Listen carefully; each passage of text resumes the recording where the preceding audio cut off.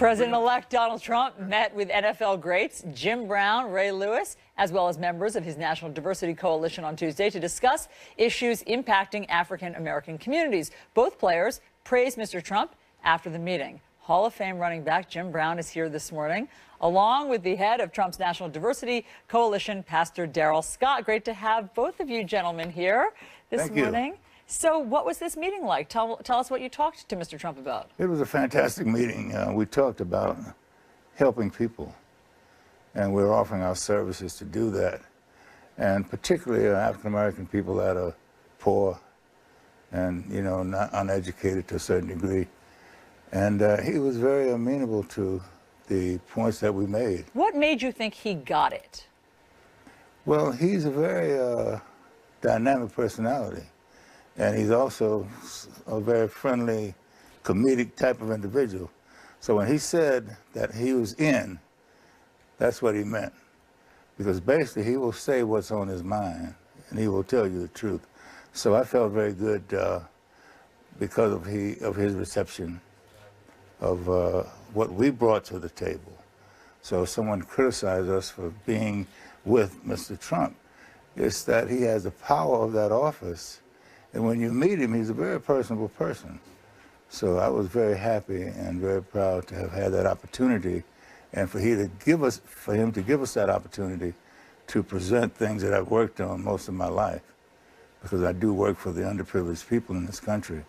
Pastor Scott, how do you explain to people why it was okay for then candidate President Trump to explain the African-American condition in this country as you can't walk out of your house, you go down the street, you get shot? That was very offensive to a lot of members of the African-American community. How do you explain it to people? Well, it was offensive to some. It was realistic to others.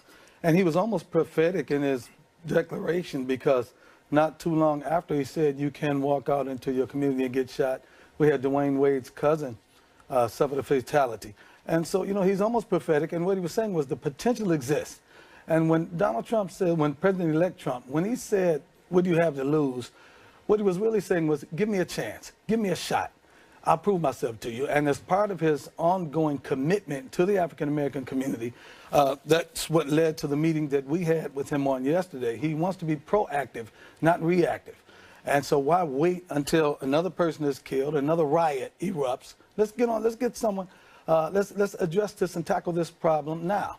Now, having said that, I've been very familiar with Mr. Brown's AmeriCAN program for years. And to me, it was a match made in heaven. I mean, why try to invent a wheel? Why try to invent a vehicle that can be beneficial to the African-American community when such a vehicle that has all the components that we need to address a number of the problems that exist in the inner cities, it already exists. So let's take this vehicle, present it to the Trump administration. He'll put some gas in it, get the country behind it, and get it going. And we can ride it, and it can be Jim, tell us what it is. What does AmeriCAN do, and what do you think is going to happen with it now? Well, I'll tell you, I've been very happy with the company I've been keeping lately. You mean today? Oh, Pastor Scott. The last couple of days. Well, he's a very important person. But AmeriCAN deals with the underprivileged. And we stress self-determination. And we encourage people to take that first step, you know, not look to be delivered, but to do everything that you can do for yourself. And we can help you because you are participating to your own advancement and your own success. And it is a program that has been in existence now for almost 20 years.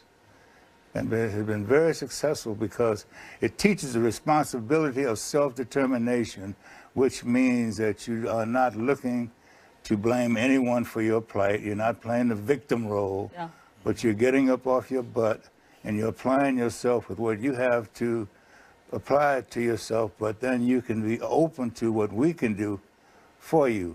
We do violent intervention on the greatest level because we deal with the people that live in those areas. And we believe in education, and particularly life management skills education, because those fundamentals teach you how to solve problems, make good decisions, set goals, all of those things that we take for granted. But when underprivileged people don't apply that, you can't even help them.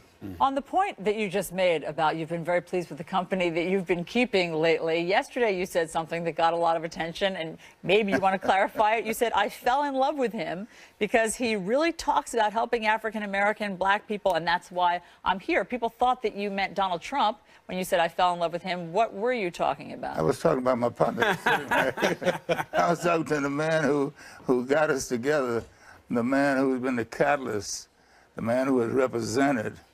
And he's comical, and he's very vivacious. You know, he's a character. But I fell in love with Trump a long time ago.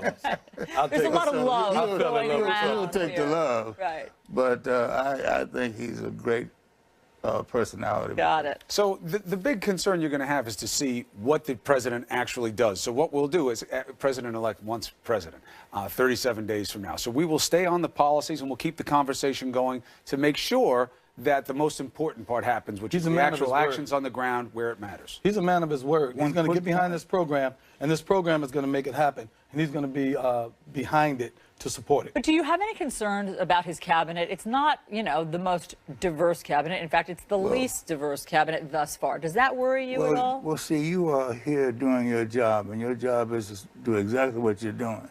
I have to take action, and I always say that I'm not a quarterback. I was supposed to be a great football player, but I was a running back. So I don't know too much about quarterbacking. So I cannot comment on every issue in the situation and justify every thing that goes on. I know what we're going to bring to the table. We're not asking for favors. We're going to bring the business world from Youngstown, Ohio, Bruce Zolan, Phantom Fireworks, Eddie DeBartolo. You got Ray Lewis. Got it. You're happy with what you've seen. But we're doing to support what he can do. Understood. Gentlemen, thanks. Jim Brown, great to have you here. Pastor Scott, thank you. One clarification. You were the greatest football player at your position, and some argue it wasn't even your best sport. You may even have been better at lacrosse. Oh, so you're a champion. All right, thank you. That part we got. Thank you very much, guys.